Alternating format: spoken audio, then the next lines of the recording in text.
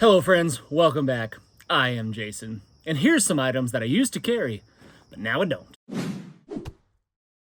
Just like you guys, my gear is constantly evolving. I have pretty much kind of dialed in what I like and what I don't like for the most part, but that just comes with experience. And things change very slowly now. If I adopt a new piece of gear and get rid of an old piece of gear perhaps, that happens very slowly. I want to really try things out and really experiment and put things to the test before I'm committed to them. So the stuff that's in my current pack that rolls around with me pretty much everywhere I go, it doesn't change a whole lot. You know, it's pretty much the way it is. And I might change an item or two each year perhaps, but that's kind of the extent of it. Now here's a pack that I used to carry all the time, and it is a CamelBak Maximum gear. I don't know exactly which model this is, but it's a great pack. I used to carry this one quite a bit, and I still will from time to time, like in the winter time, if I need a little bit more storage space for sleeping bags or extra clothing or things like that, I might carry it. But, you know, for the most part, I don't carry this one too much. This is all I need pretty much all the time, and this is my Tara Humara from Hill People Gear. That's what I carry, you know, 95% of the time, give or take, unless, like I said, I need a little bit more storage space. And then I use a EXO mountain gear pack now that I just like a little bit better, primarily because it breathes better. This pack up against your back will make your lower back sweat quite a bit. And if it's in the winter time and you're getting wet with sweat, perspiration, it can make you really cold once you stop. So I don't necessarily like that. But other than that, this is a really simple pack. There's not a whole lot to it, and I do dig it. But for the sweaty back reasons, that's why I don't carry it anymore. So right off the top is an axe. I do not really carry an axe anymore for the most part, unless I'm going out for a specific purpose to do some specific thing that requires an axe.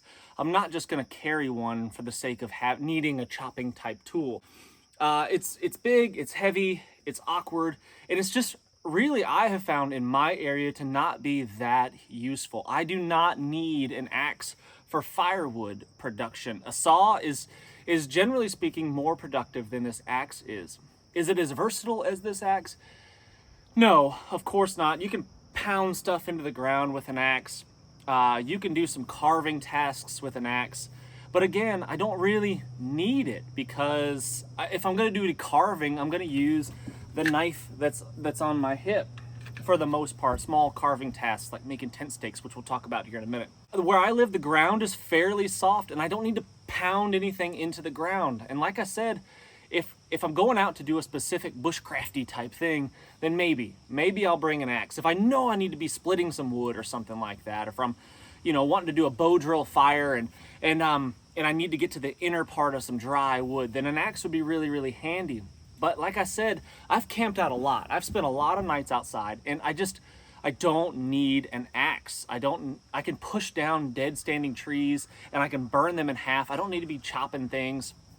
It's just not necessary. And you know, for the weight, the bulk, and the size, for me, where I live and the type of activities that I engage in, I just don't need an axe very often. Now at home, yeah, I use an axe, you know, every now and then. Really not that often still, but mostly just for splitting wood and stuff around the campfire. But at home, I might need it a little bit more often, but for the most part, an axe is just not that useful of a tool for me. You might love the axe and can't go anywhere without it, but that's just not me.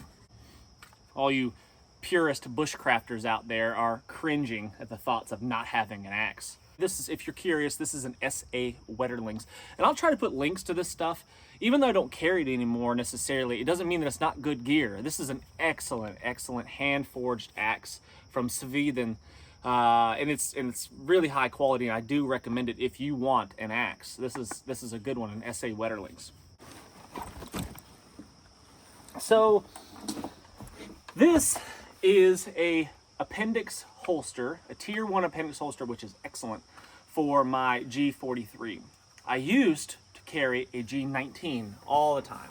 Pretty much every day I had a G19 in the appendix style, but what I found was that I was taking it off a lot and I didn't have it on me. I was taking it off and I was putting it somewhere, so because it was cumbersome, and when I was bending over a lot and doing active activities, or I was sweating a lot, I would just take it off because it was uncomfortable. So I switched to a G43, which is significantly smaller, and I can carry it much more comfortably without having to take it off all the time. I still take it off more than I should probably, and I don't always carry it with me. Depending on the situation, where I am, what activities I'm engaged in, who the people are surrounding me, I may or may not carry it. But the G19 is no longer part of my arsenal 99% of the time. I will put it on from time to time, but if I was going to carry a pistol of that larger size, just for comfort reasons, I'd probably do, outside the waistband on my hip or something like that, which I'm actually looking for. Probably get a holster. That's just going to be around home and stuff like that, when concealed carry is not going to be really an issue for me.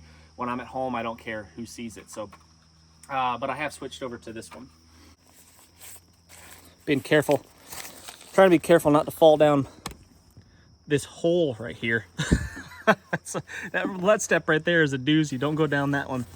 My design for the door was not great, and you had to be careful opening it. If you let it go, it would break the door, and that is exactly what happened here. So I gotta fix that. It's on the list. But anyway, next on the list of things that I do not really carry anymore is tent stakes. These kind of cheapo tent stakes, or these little bit better ones here, these tent stakes.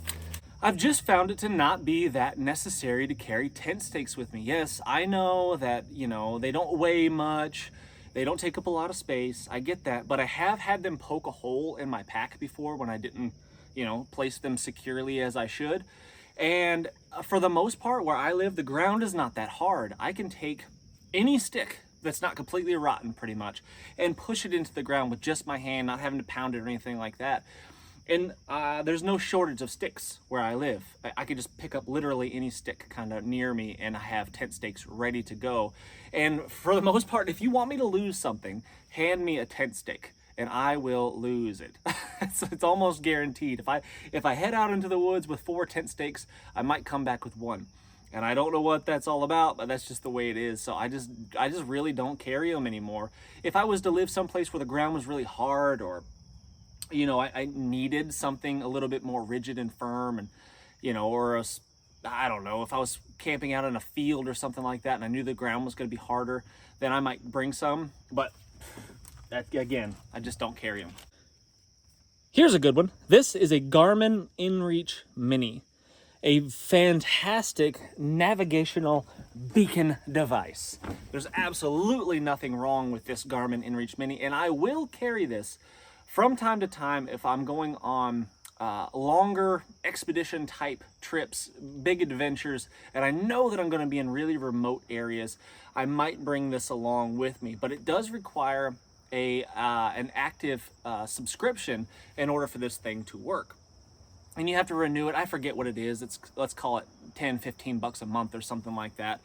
And it is great because you can also send text messages via satellite through your phone, and you can send messages. Like, I've used it before when I was stuck in the snow one time, and I had to tell my wife that I wasn't going to be home. I wasn't dead. I was fine, but I just wasn't going to make it home. And that was fantastic.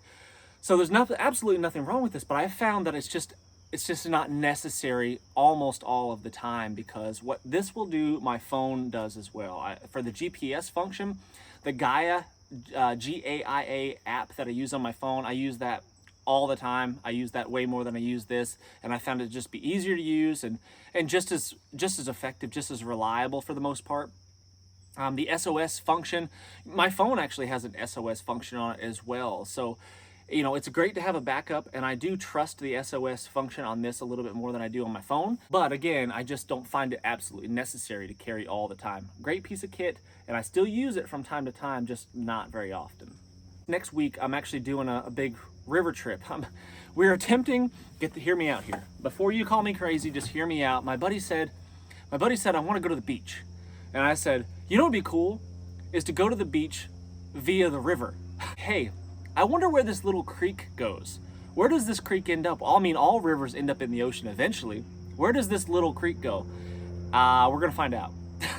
Anyway, we're gonna set sail in the small little creek, and we're gonna end up downstream somewhere. I don't know where. We're gonna go for 3 days. We're gonna see how far we can get, and then the next time we have a few days to spare, we're gonna hop in where we left off, and we're just gonna keep going and keep going and keep going until we finally make it to the ocean, which ends up in Mobile, Alabama.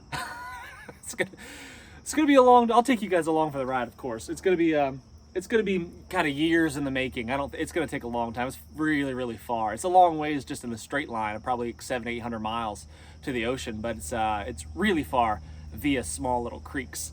But the LifeStraw. I used to carry a LifeStraw with me. I kept one in my truck. I kept one in my wife's vehicle. Kept one in my packs. I just don't like using them. They're kind of they're kind of a pain in the neck. You either need to like bend over and put your face down in the water source, or you need to suck the water up out of a bottle with an open lid of some sort. I've switched over to the Grail for the most part, or a Sawyer Mini. Both of them, all three of them I trust, but I like this one a lot because it's my water bottle as well. So it's not just the filter, it's also the container in which I can carry 16 ounces of water, and I think that is pretty awesome. Here's one of the Sawyer Minis. Again, I like these a lot. The one thing I don't like about the Sawyer Mini is the bags they come with. The bags are a bit fragile. If you drop one full of water, I've had them bust on me before. But other than that, these work quite well. And you can clean these. You can flush them out and reuse them over and over and over again and get thousands and thousands of gallons of water through here.